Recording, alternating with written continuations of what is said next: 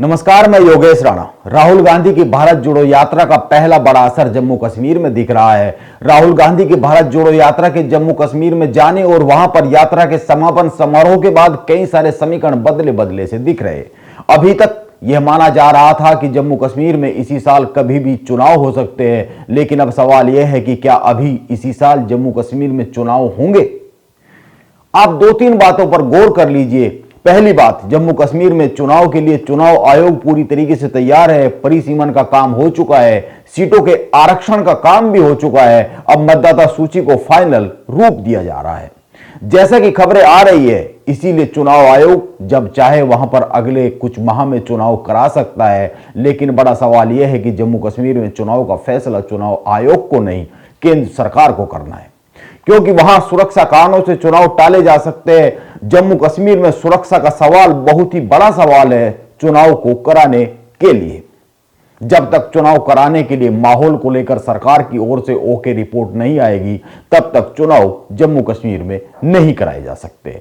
हालांकि वहां पर कांग्रेस के नेताओं ने जिस तरीके से फोटो खिंचवाए हैं, उससे तो लगता है कि एक बार फिर से कहा जा सकता है कि दुनिया में कहीं पर जन्नत है तो सिर्फ और सिर्फ कश्मीर में है।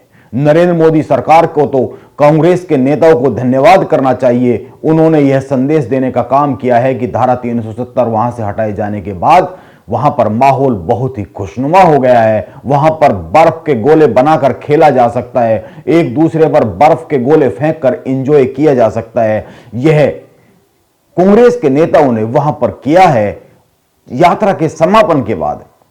लेकिन सवाल केवल इतना नहीं होता है कि जम्मू कश्मीर में इस समय माहौल कैसा है, सवाल चुनाव को जीतने का होता है। इसीलिए चुनाव कब होंगे इस पर तो अभी कुछ कहा नहीं जा सकता है। इसीलिए अभी तो राहुल गांधी की भारत जोड़ो यात्रा के असर पर ही बात करते हैं।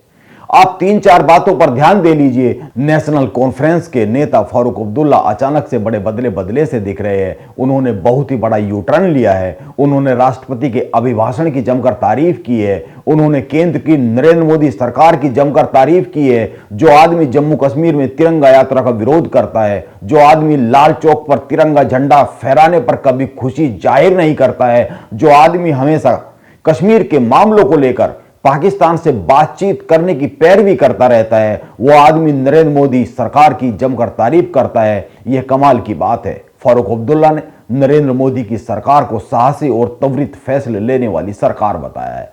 यह एक बड़े बदलाव के संकेत है जम्मू कश्मीर की राजनीति में। इसीलिए सवाल यह है कि आखिर अचानक से ऐसा क्या हो गया है कि फारूक अब्दुल्ला की भाषा इतनी बदल गई है। आप एक बात पर ध्यान दे लीजिए, जम्मू कश्मीर में भारत जोड़ो यात्रा के प्रवेश से पहले राहुल गांधी ने गुलाम नबी आजाद से माफी मांगी थी। कांग्रेस को यह डर था कि गुलाम नबी आजाद के विरोध के कारण भारत जोड़ो यात्रा को जम्मू कश्मीर में शायद उतना रिस्पॉन्स ना मिले जितना मिलना चाहिए, और इसी कारण राहुल गांधी चाह रहे थे कि गुलाम नबी आजाद एक बार फिर से कांग्रेस के साथ आ जाए। क्योंकि अगर जम्मू कश्मीर में राहुल गांधी की यात्रा को अच्छा रिस्पॉन्स नहीं मिलता तो यह संदेश चला जाता कि राहुल गांधी की यात्रा फेल हो गई है।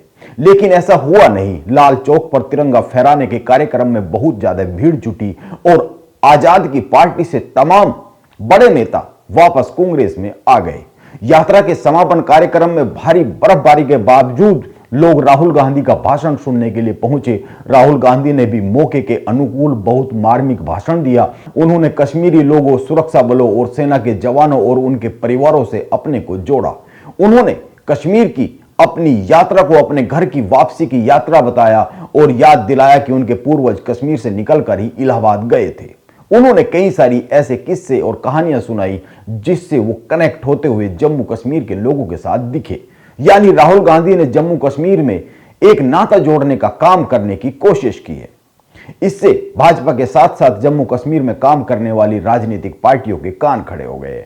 अभी तक नेशनल कॉन्फ्रेंस और पीडीपी यह मानकर चल रही थी कि कांग्रेस की मजबूरी है उनके साथ हाथ मिलाना। लेकिन राहुल गांधी की यात्रा से देश में कितने राजनीतिक हालात बदले हैं, पूरे देश में राहुल गांधी की यात्रा से कितने समीकरण बदलेंगे, ये भीड़ कितनी वोट में बदलेगी, इस पर तो अभी कुछ पक्का कहा नहीं जा सकता है। लेकिन जम्मू कश्मीर में हालात जरूर बदले बदले से दिख रहे हैं। भाजपा के साथ नेशनल कॉन्फ्रेंस और पीडीपी को चिंता साफ साफ दिखती है। ऐसे में अगर विधानसभा चुनाव की घोषणा होती है तो जम्मू कश्मीर में भाजपा के लिए लड़ाई कठिन हो सकती है।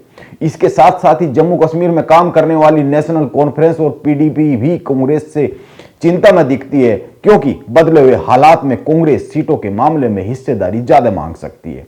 और यह भी हो सकता है कि बाद में समीकरण क्या बने, किस तरह के बने, इसलिए नेशनल कॉन्फ्रेंस और पीडीपी भी साफ साफ चिंता में दिखती है। आप ध्यान दे लीजिए, लाल चौक पर राहुल गांधी ने तिरंगा झंडा फहराने की जो आयोजन किया उसमें नेशनल कॉन्फ्रेंस और पीडीपी के नेता शामिल नहीं हुए। इसीलिए फारूक अब्दुल्ला की राजनीतिक भाषा बदली बदली सी दिखती है। राजनीति में लंबी दूरी तय करने के लिए कई बार हार के समीकरण भी गढ़ने पड़ते हैं। आप गौर कीजिए, फारूक अब्दुल्ला इकलौते ऐसे विपक्षी नेता है जिन्होंने राष्ट्रपति के अभिभाषण की तारीफ की है, जिन्होंने नरेंद्र मोदी सरकार की जमकर तारीफ कर दी है। एक तरफ तो वो कांग्रेस की भारत जोड़ो यात्रा में शामिल होते हैं और दूसरी तरफ राहुल गांधी को जम्मू कश्मीर में मिले अच्छे रिस्पांस के बाद नरेंद्र मोदी सरकार की जमकर तारीफ कर देते हैं, उनके कामकाज की तारीफ कर देते हैं, नरेंद्र मोदी की सरकार को एक साहसी सरकार बता देते हैं। यह कोई साधारण घटना नहीं है, यह कोई साधारण यू टर्न नहीं है। भाजपा को हर हाल में जम्मू कश्मीर में चुनाव जीतना है और हिंदू मुख्यमंत्री बनाना है। यह नरेंद्र मोदी का सपना है, यह संघ का भी सपना है। अब देखना होगा जम्मू कश्मीर की राजनीति किस दिशा में आगे बढ़ने वाली है, क्योंकि राहुल गांधी जम्मू कश्मीर में बड़ी हलचल पैदा करके दिल्ली लौटे, यह माना ही जाना चाहिए। और यह माना जाना चाहिए कि राहुल गांधी के लिए इस साल हो रहे 9 राज्यों के विधानसभा चुनाव से ज्यादा महत्वपूर्ण जम्मू कश्मीर के विधानसभा चुनाव है। हालांकि ये चुनाव कब होंगे इस बारे में तो अभी कुछ कहा नहीं जा सकता है। नमस्कार, आप बने रहे मेरे साथ।